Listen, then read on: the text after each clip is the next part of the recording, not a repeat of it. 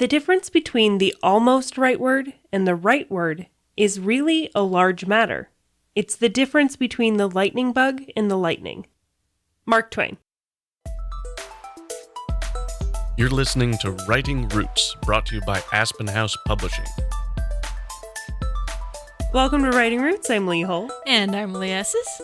Quick shout out to our Patreon. We've got a bunch of episodes exclusive on there, extended versions of the ones we've seen. So if you like a topic, you want to hear more about it, support us on Patreon and you'll get access to those episodes along with free merch, Discord channel where you can participate in writing sprints with us.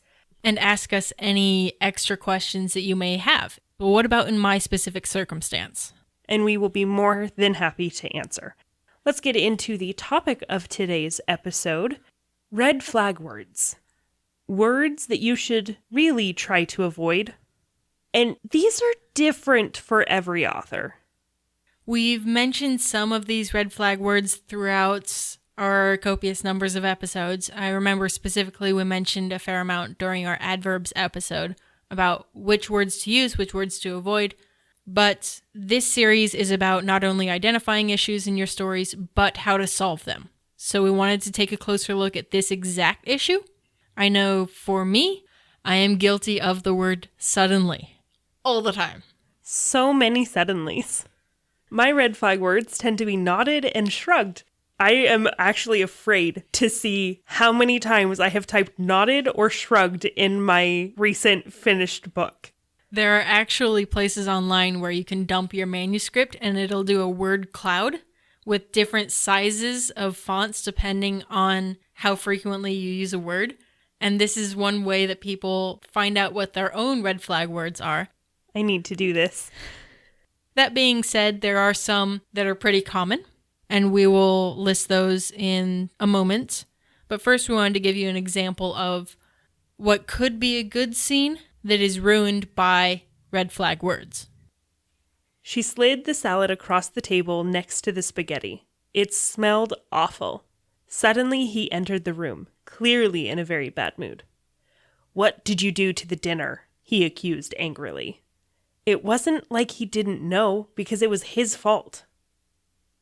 Okay, that was painful to read. Painful to listen to, and I wrote it. So let's get into identifying the problems with this. The problem with the word it, or he, she, them, is that unless it's clearly defined early, it's difficult to track. So you have, she slid the salad across the table next to the spaghetti. It smelled awful. Well, was it the salad or the spaghetti that smelled awful? I don't know. And then suddenly he entered the room. Who's he? Where did he come from? I don't know. Especially when, quote unquote, he is being introduced in the scene, a name is helpful. Yes. Another red flag word that when you see, you should stop and identify, does this word belong here? That word is very. This is a great word for your first draft. If you're trying to get some concept out, you're trying to just throw it on the paper so you can keep moving, great. Use word very to your heart's content. Your final draft should have very few of these. The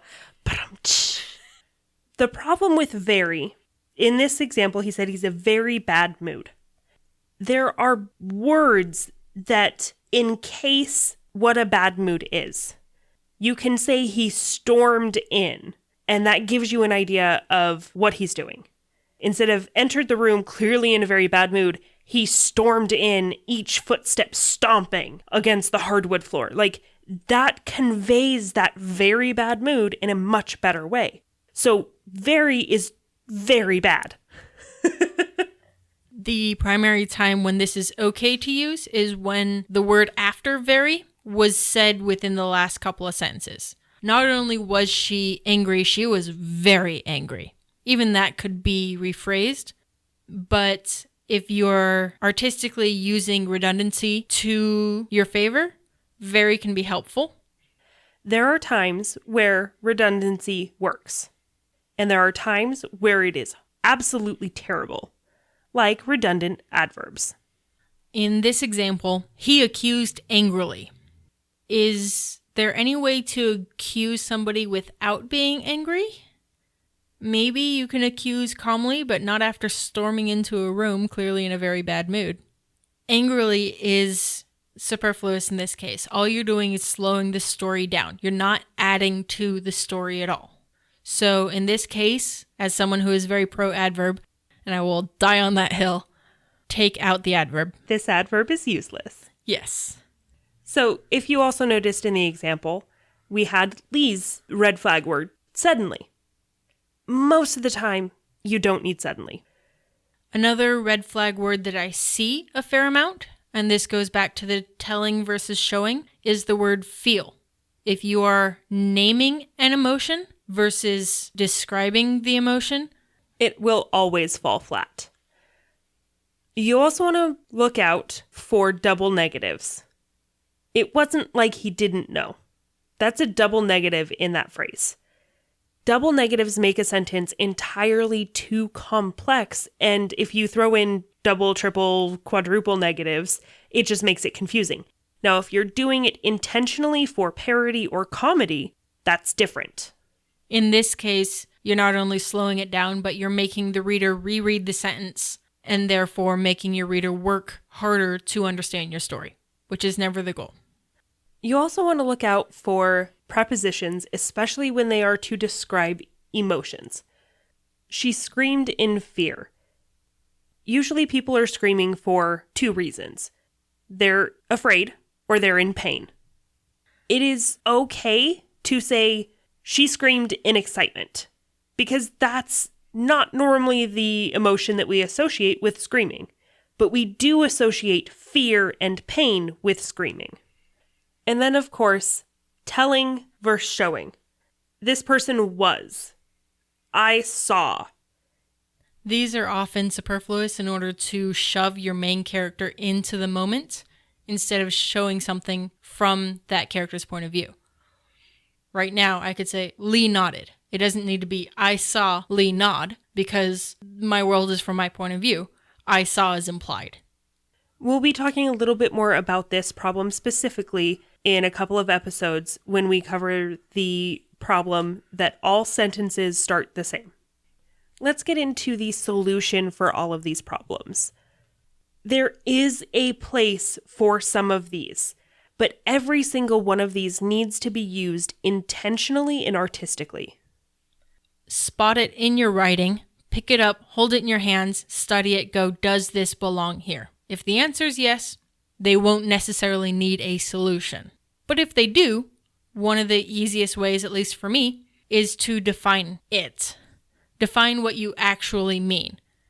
If you're a linguist, if you know more than just English, it might help you to mentally translate the phrase to whatever other language and then translate it back into English. That helps me think about what the phrase actually means instead of the words that I've put on the page.